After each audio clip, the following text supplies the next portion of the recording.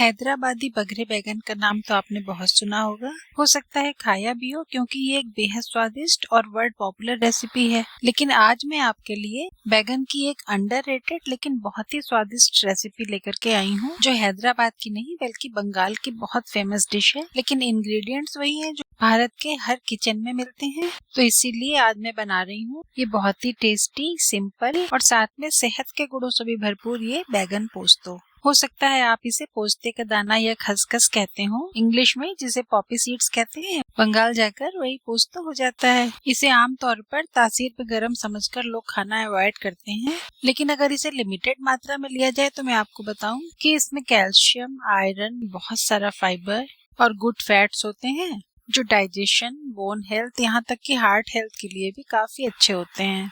तो आगे आप रेसिपी में देखिएगा कि पोस्तो मैंने बहुत ही लिमिटेड मात्रा में लिया है, लेकिन उतने ही से रेसिपी में बिल्कुल जान आ जाती है। और बैगन की क्या बात करें, मोस्ट अंडररेटेड सब्जी। अगर इसके गुण मैं आपसे बताने लगूं तो आप हैरान रह जाएंगे। बाकी सब बातें छोड़ दीजिए, तो ये वेट मैनेजमेंट के लिए इतना अच्छा है। इसके 100 ग्राम में आपको सिर्फ 20-25 कैलोरीज मिलेंगी और 100 ग्राम भरपूर फुल फिलिंग भी होता है। इसमें एंटीऑक्सीडेंट्स हैं, विटामिन बी की अच्छी खासी रेंज, के, सी, आयरन, मैग्नीशियम, पोटेशियम, इतना सब कुछ तो है, और क्या चाहिए। तो जैसे मैंने काटा है, इतने मोटे मोटे टुकड़ों में बैगन काट लीजिए।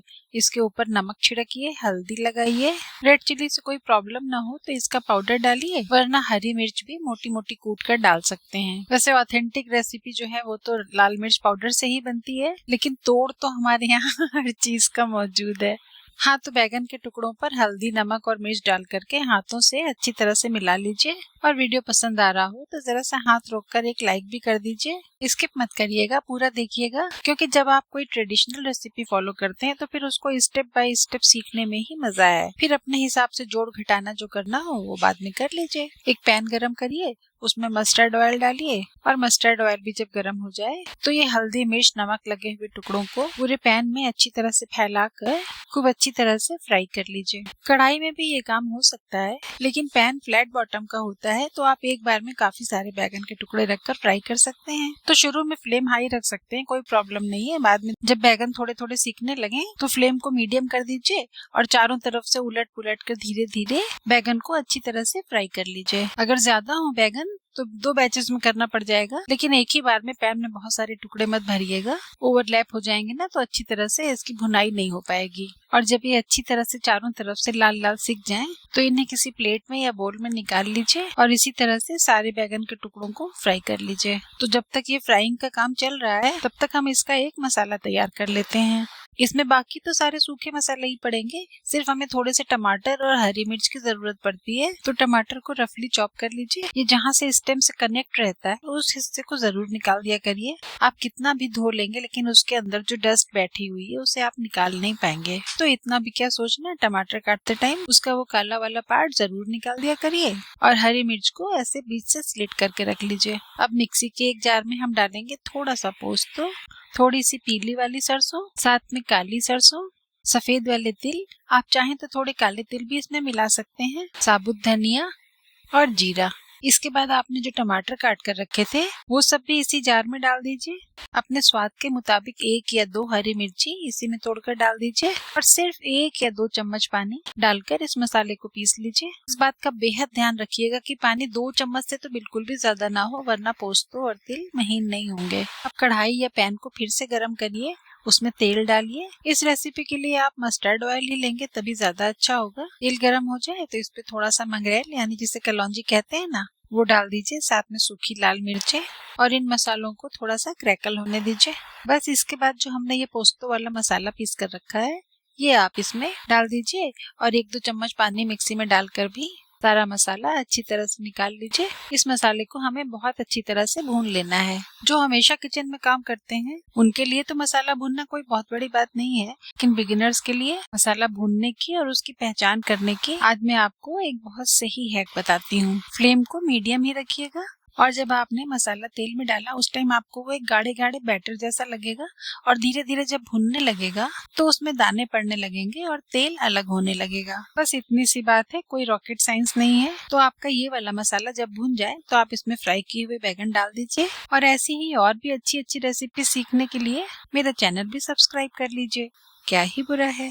बैगन को मसाले के साथ धीमी आंच पर धीरे धीरे मिक्स करिए। अभी तक आपने बैगन को और मसाले को अलग अलग भुना था, अब इन दोनों को साथ में मिलाकर भुनना है। पानी तो दोनों का ही सूख चुका है, इसलिए आप इसमें थोड़े से कटे हुए टमाटर डाल दीजिए। तो टमाटर से हल्का हल्का पानी रिलीज होता रहेगा और धीमी आंच पर बैगन की और मसालों की साथ में धीरे धीरे भुनाई होती रहेगी।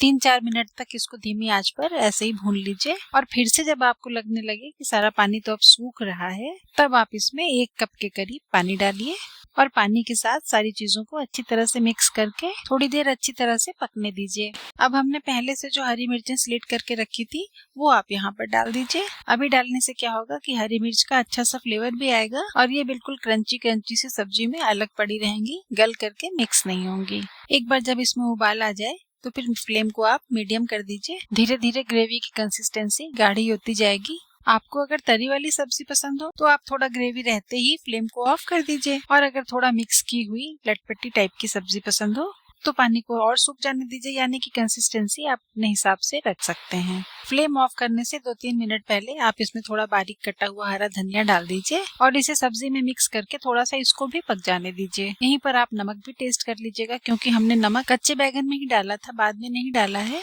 तो ज्यादा तो नहीं होगा, थोड़ा कम हो सकता है। सब्जी एक बार तैयार हो जाने के बाद आपकी प्लेट में जब आ जाए तब मैं आपको ऊपर से कच्चा नमक डालकर खाने की सलाह बिल्कुल नहीं दूंगी।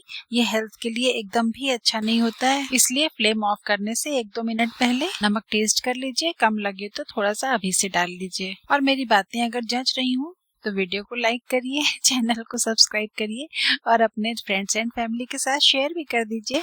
अच्छी बातें हैं तो सब तक पहुंचनी चाहिए। और अब आप देख सकते हैं कि बैगन पोस्तो की सब्जी अपने बिल्कुल ऑथेंटिक कंसिस्टेंसी पे आ चुकी है। फ्लेम को ऑफ कर दीजिए। वैसे तो इस तीखी, चटपटी और सौंधी सी सब्जी का चावल के साथ बेस्ट कॉम्बिनेशन बनता है, लेकिन फ्यूजन का जमाना है, आप अपनी पसंद के मुताबिक रोटी, पराठा, नान, कुलचे किसी भी चीज के साथ खाइए। एक बार ट्राई जरूर करिएगा और अपना फीडबैक मुझे जरूर बताइएगा। मुझे यकीन है कि ये तीखे, चटपटे, स्वादिष्ट बैगन पोस्तो आपको भी बहुत पसंद आएंगे। मैं अगले वीडियो में फिर आपसे मिलती हूँ। Bye, take care.